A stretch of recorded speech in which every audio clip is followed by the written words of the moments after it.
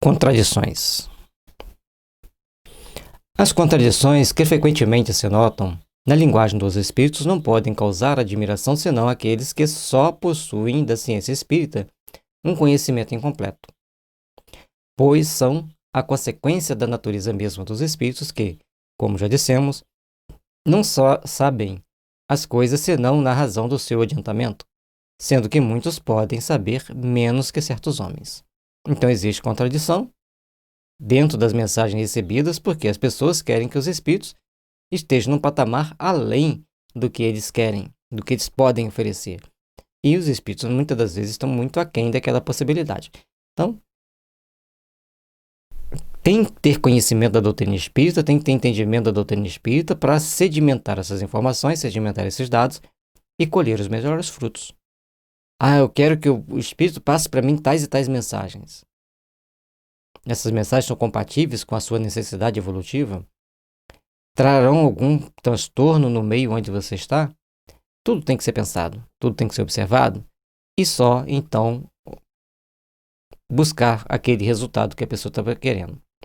Sobre grande número de pontos, eles não emitem mais que a sua opinião pessoal, que pode ser mais ou menos acertada, e conservar ainda um reflexo dos prejuízos terrestres de que se não despojaram. Outros forjam sistemas seus sobre aquilo que ainda não conhecem, particularmente no que diz respeito a questões científicas e à origem das coisas.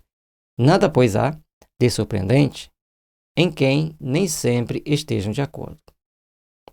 Então, se as pessoas também não estão de acordo com os fatos, as mensagens também vão ser motivo de controvérsia por aquelas pessoas que estão ali criando um certo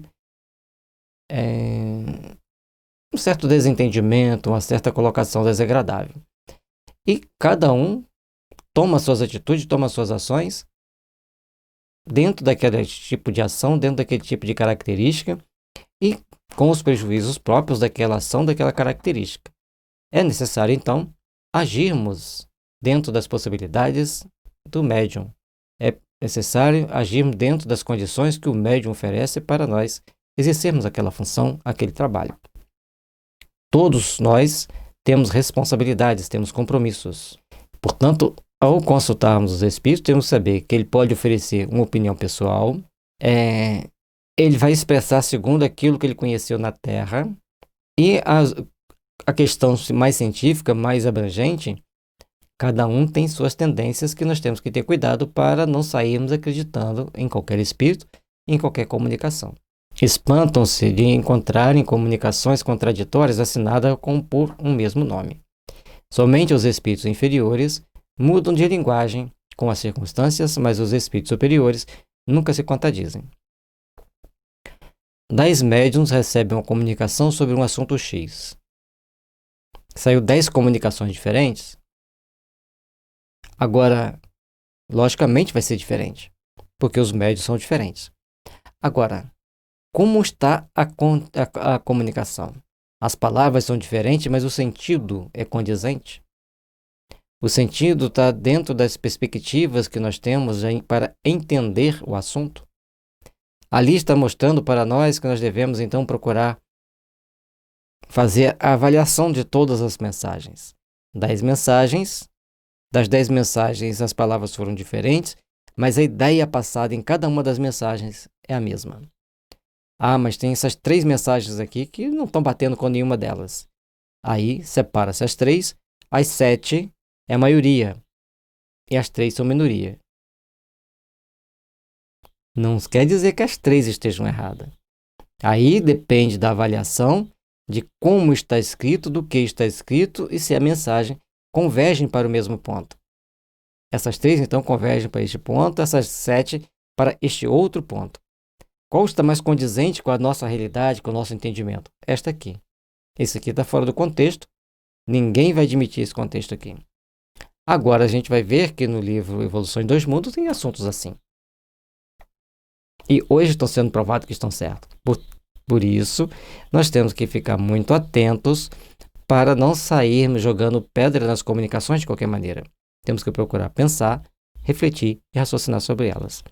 Por pouco que se esteja iniciado nos mistérios do mundo espiritual, sabe-se com que facilidade certos espíritos adotam nomes diferentes para dar mais peso às suas palavras.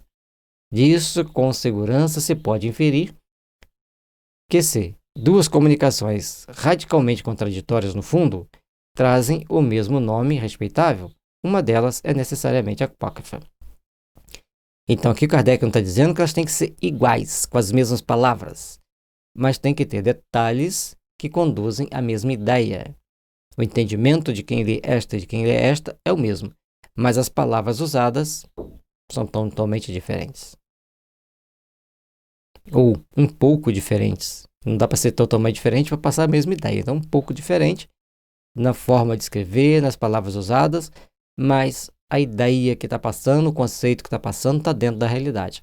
Agora, um disse que aquele material X é feito de pedra, o outro diz que é feito de madeira, então uma das duas está errada. Lógico que eu usei pedra e madeira de forma didática.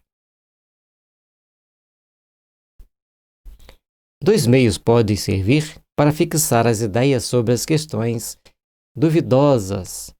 O primeiro é submeter todas as comunicações ao exame severo da razão, do bom senso e da lógica. É uma recomendação que fazem todos os bons espíritos. Abstêm-se de fazê-la os maus, pois sabem não ter senão a perder com esse exame sério, pelo que evitam discussão e querem ser cridos sob palavra. Os bons espíritos ficam felizes quando se faz a observação e uma crítica das suas comunicações. Os espíritos realmente evoluídos, eles gostam que os médiuns avaliem suas comunicações e procurem tirar dali o proveito bom ou saber que tem que ser descartada. Mas os maus não querem sequer ser questionados e nem ser avaliados. Eles querem ser aceitos radicalmente tal qual são. E aí nós temos que prestar atenção a um outro detalhe.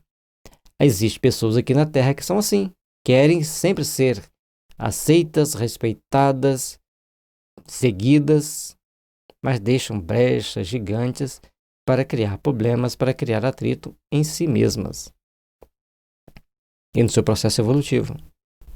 É assim também quando no mundo espiritual quererão agir da mesma forma. E sempre que essas pessoas querem monopolizar as informações e as atitudes, sempre sendo do jeito delas, não são boas conselheiras para o bom desenvolvimento, bom empreendimento do trabalho.